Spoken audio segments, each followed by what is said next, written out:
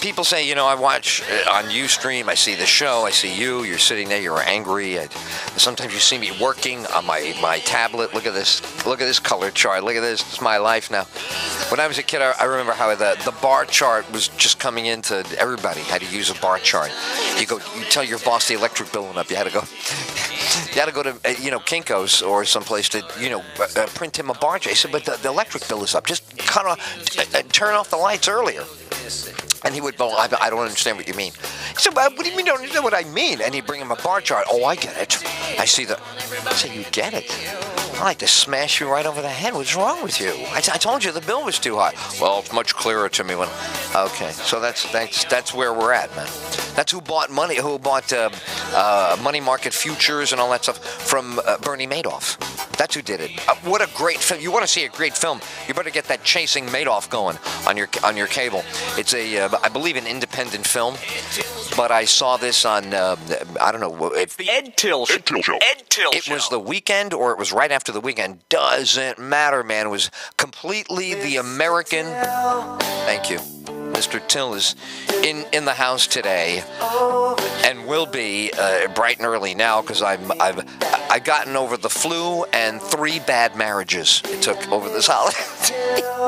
Got married and divorced 3 times. I know I'm crazy, but you know what?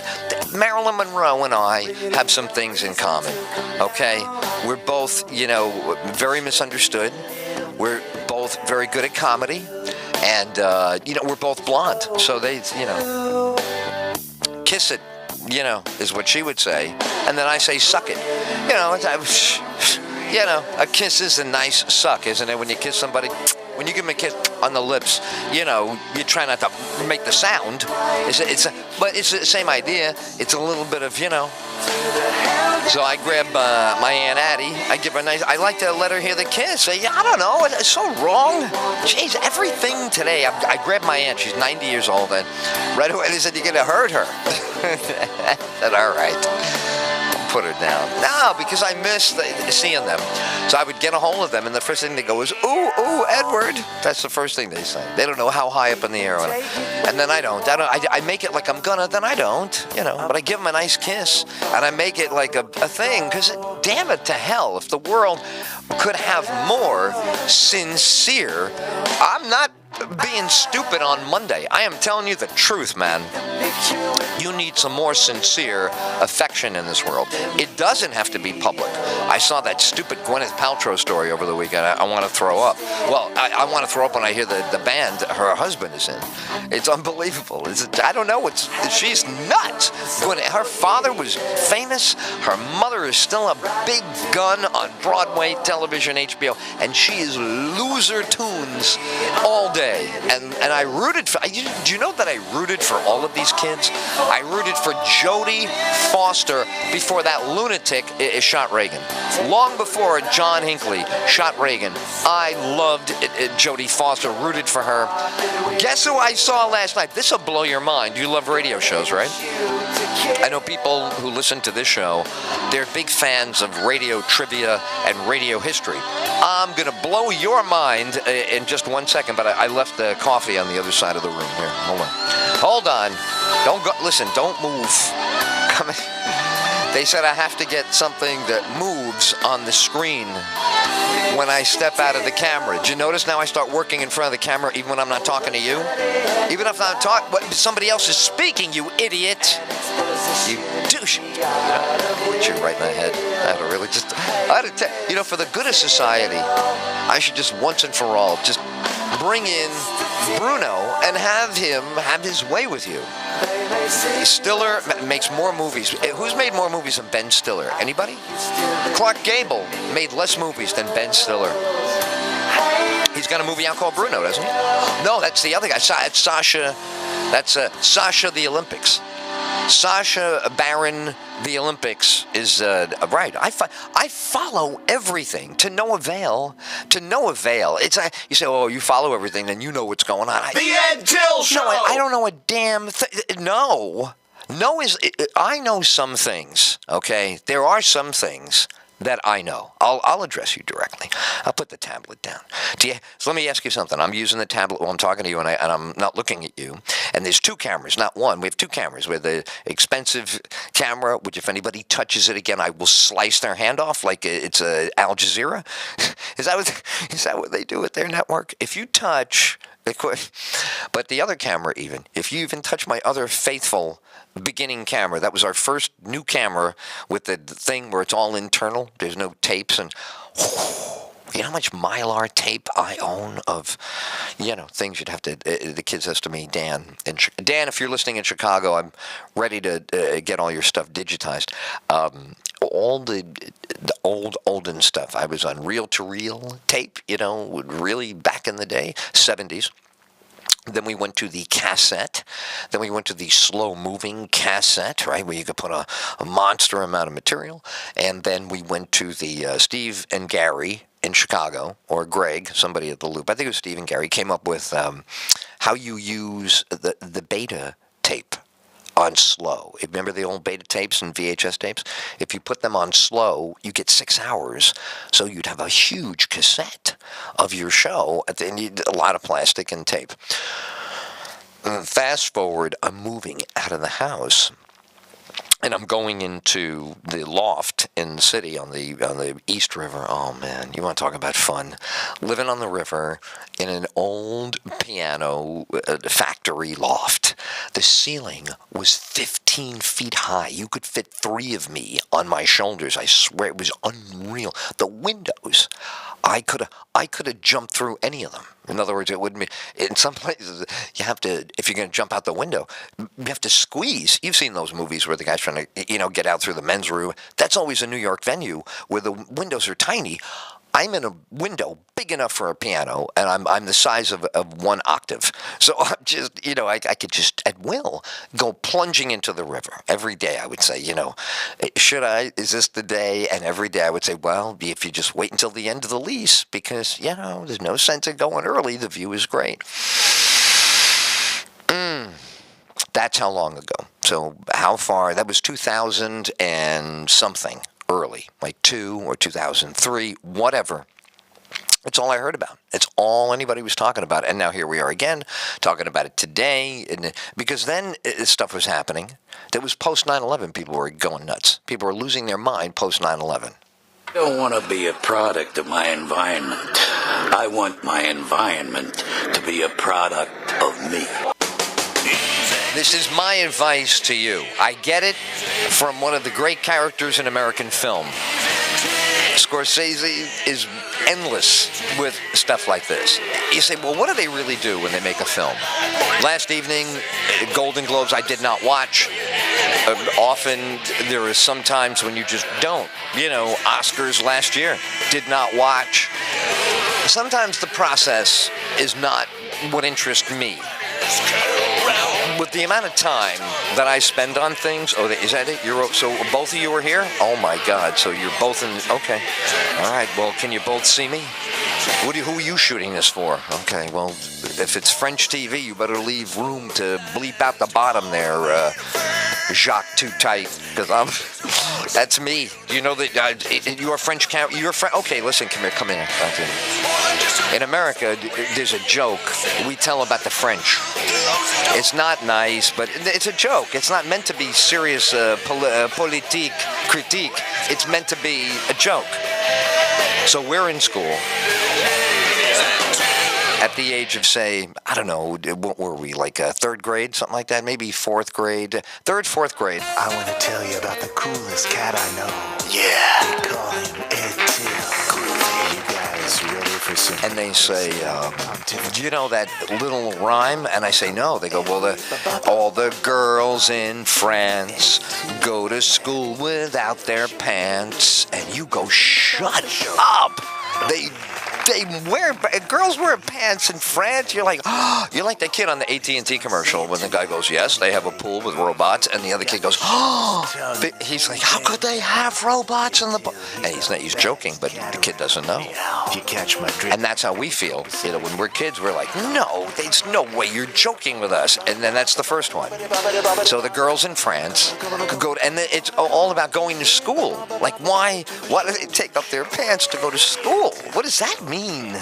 Is it like Sting and that song? You're having an affair with the teacher, Mary Kay Letourneau, or what, I don't know what it is. All I know is that was the first one.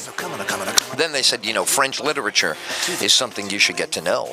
And you say, really? Go for it. It's going to be, what you're thinking. You think it's Proust, right? You're going to get Proust. You're going to get, Marie Chevalier, Gigi, all of this, right? Then they hit you with, no, French literature, like one of the great books of all time. And you say, well, what? And they say, the Viceroy wrote this. Viceroy, yep. It's called French Rupture. It's called French Rupture. French Rupture is the name of the book. You go, well, what kind of name is French Rupture? It's written by a guy named Jacques Too Tight. So you're going to say, as a kid, this is comedy gold. Do you even understand what this means to, like, when we're in the first grade? If you could master telling that, and now you can tell it to the school guard who crosses you on the main street, of course, your mother's going to hear it all day. Your mother's going to hear that joke. Well, everybody knows in show business, even at the age of 4, 5, 6, whatever you are when you hear it, that joke needs to be polished. You have to do the joke over and over and over and over again. So you keep telling people who don't know you at all that you're an expert on French literature. And they are blown away. French literature, they don't know what you're going to say. And you go, yes. It's a very compelling book. And they say, well, in what category of the book? You say it was medical. It's very medical. It's technical, but it's one of the earliest medical discoveries. Say, really? Yeah, it's called the French Rupture. You go, what is the French Rupture? It's like the German measles. You get the German measles. I think you know where that leads. Yes. So now you have this French Rupture, and you say, well, what is that all about? Well, the French are very amorous, so it is possible that you could overdo it. You say lovemaking? So, well, I don't think it's that, but they're very passionate people. Oh, so whatever they do, they put their whole pelvic girdle into thrust. Exactly. They use body English. It's weird that the French, who hate the English, that the French would use body English. That's the point. Now you're getting... See, now you understand. Things are not what they seem to be. Okay, so now, are you ready for this? The guy says... The title of the book is French Rupture. And you say, well, it's a medical book. You mean French ruptures? No, it's not about the country. It's about the French rupture, how you rupture a person's thing in the country of France. You say, wow, French Rupture. So, who's the author on that?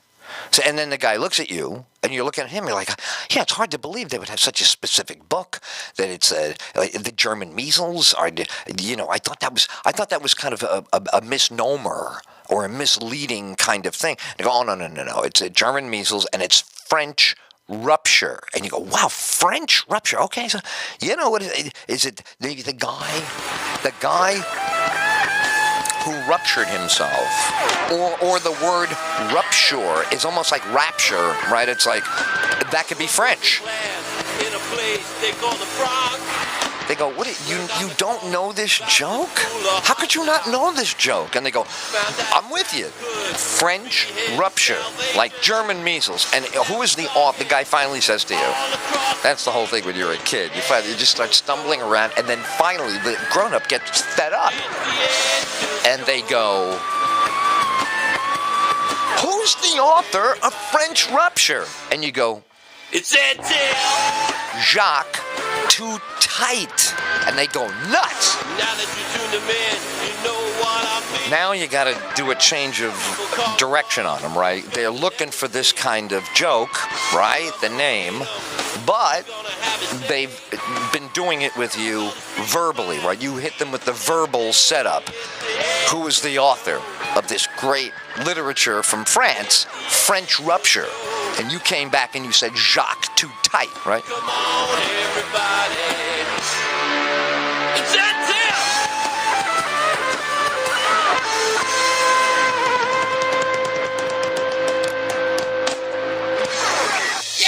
So you're with me so far. So far, you've said back Jacques Tut, and now everybody's laughing. So everybody's like, so now you're a comedian or you're an entertainer. You can't just come right back at them the same way. You got to circle around now, and now you need another punchline. What happens is, I think everybody knows the second joke that's coming. Okay, so you've done this one is a play on words that we just did. Okay, now it's time for the next joke, and you are in class. This is a school joke. You would perpetrate this on your teacher, and this would be very funny, and everybody would hysterical laughing, even though they can't admit that it's funny, because when it comes out, it's so edgy. You're such a badass. It doesn't matter because you're inside the. Well, you'll hear it. You ready? I want to be a product of my environment. I want my environment to be a product of me. All right, so you with me on that? That's what we're doing here. We're taking the environment, we're changing it to us. So now, you've said to them about the French rupture, Jacques Too Tight. The laughter dies down. And on the attendance sheet, not near the top. Come on. What are we doing? We want to get caught? Don't be one of those, okay, that you're always giving yourself away. If you are going to do these kind of things, you have to have the intestinal fortitude to follow through like any other entrepreneur. You're going where other people haven't gone, and you're going in a different way. You're an innovator, so you're going to have to walk and talk innovation. You can't just, look for the easy escape. There is no escape from what we're doing here.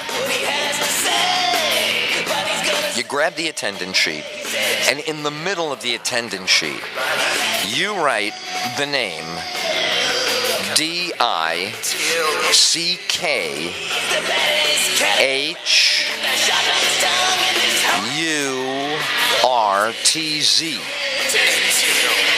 Feld. F-E-L-D.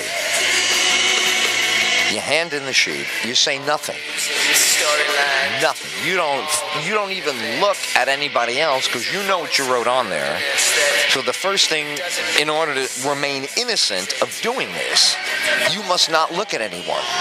So you are never even thought of as the teacher now is loosened up from the French rupture, Jacques Too Tight. Teacher's all loose. Now the teacher's guard is down. Teacher begins going through the roster. Let me check the attendance sheet. Okay, everybody. Anne-Marie Lloyd, Bobby Seal, everybody. And then the moment comes. You say to yourself, this is it. You know how many names there are. You say, that was just number 7. You say, wow, any second now, you know what's about to happen. You've been there the whole time. You've been with me. Look, when did we start? You and me, they said the other evening, some guy says, because I started listening to you years ago on New Year's Eve. I said, well, Kesha and Rihanna and I all did this in the studio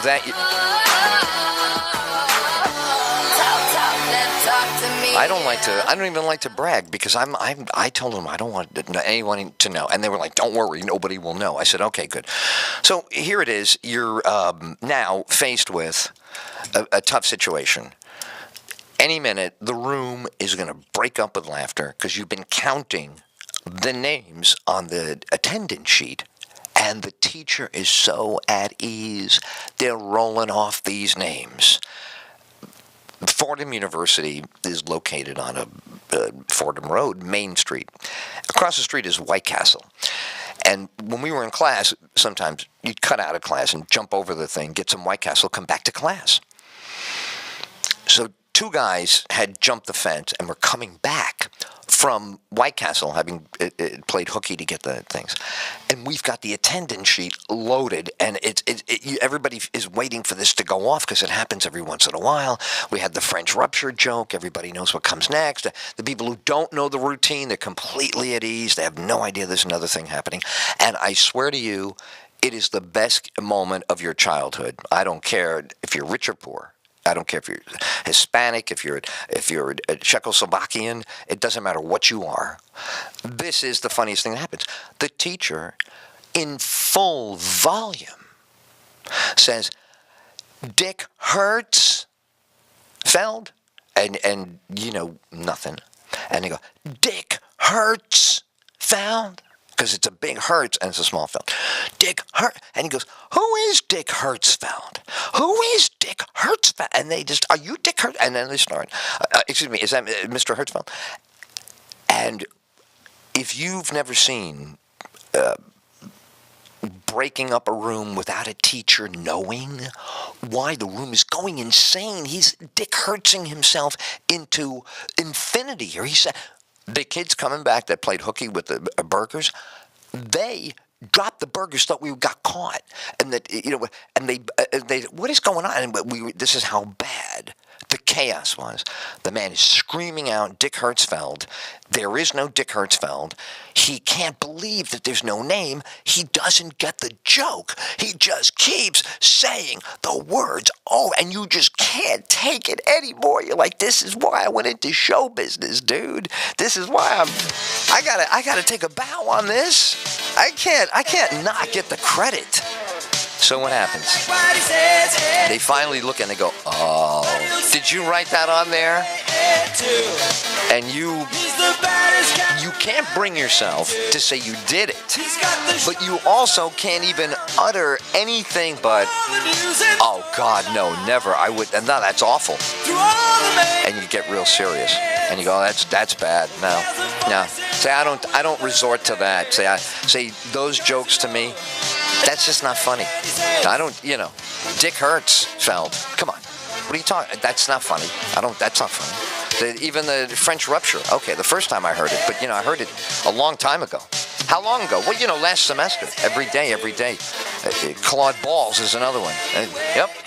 That's another French lion tamer. You know about him, right? Claude Balls? Yeah. And you say, come on now. Say, no, I'm serious. That's a guy. There is a guy named Claude Balls. He works with lions. He actually trains lion tamers. He tames lion tamers.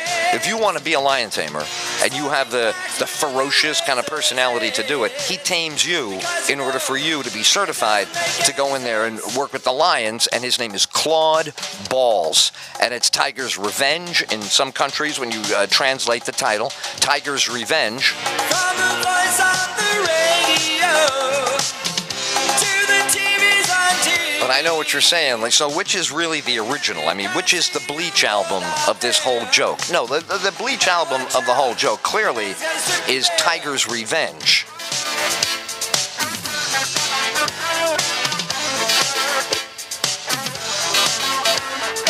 It's just that they changed the interpretation. I guess when you translate Tiger's Revenge, it means Jacques too tight. I don't know if like Jacques is you know what Jacques is? Jacques is a Jack. It means Jack. Well, some people say it doesn't mean Jack. Oh, you may not like what it says, Tyll. Some guy goes, "Is that one of the jokes?" I go, "Yeah, that counts as a punchline because that's an old expression in the vernacular. You don't know Jack." And I'm turning a phrase on that. He goes, "Well, that's that's pretty. It's pretty easy. If you were sitting here, would you like to? If you want to come and sit here, Ed Tyll. Then you start talking. He's Ed Tyll. Right now, I'll do everything I have to do without any consultation. Dick Hertz and Claude Balls and Tiger's Revenge. You're either in show business or you're not. Okay, as a kid. And the other day, Mickey Dolenz, one of the guys I've always looked up to, a hero of mine. I was 11. Shut up. I was 4 years old when 8. What was I? 8. Yes, 8. I was 8 when the Beatles, and I was 11 for the Monkees. Kind of life was I having. Cream was in there. Eric Clapton was in there. Jeff Beck. I mean, forget it. The Steve Winwood, the Fantasy Factory, the whole world happened all of a sudden, and we were all like 11. We didn't know what to do. So all of a sudden, the Monkees don't shoot heroin at all. And you're like, what kind of rock star is this? They're clean cut? Yeah, they're clean cut, and they come from Malibu. Wow. I thought musicians came out of, like, musty, dirty alleyways of Liverpool and, met on a train station like Mick and Keith. Remember this? All about the album. Mick Jagger is holding an album. Keith Richards can't afford the album. He says, hey, what are you doing with that? He goes, you look like a prissy boy. And Mick says, how about if I kick you in the balls? And he goes, well, instead of kicking me in the balls, how about we listen to this record together? And right away, you're like, so what do you want everybody to think we're gay? I mean, we didn't even start the Stones yet. What is this? What do you want me to come over your house? What are you going to do? Oh, let's go sit on the floor and listen to, okay. Jesus, what's next? You want to decorate the house?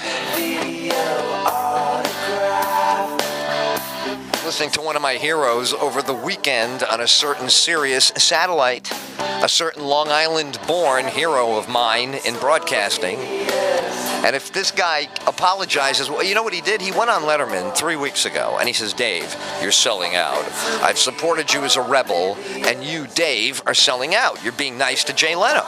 This is Howard. Then I listened to Howard the other day on Sirius, Best of Howard. He's talking about Bob Grant, and he's all like, well, I used to do bad things on the air, and I don't do bad. I'm like, what have they done to Howard? What happened to Howard? What do you mean he goes to therapy? Look, it's good that he lived in the Hamptons, and that's fine. He's from Long Island.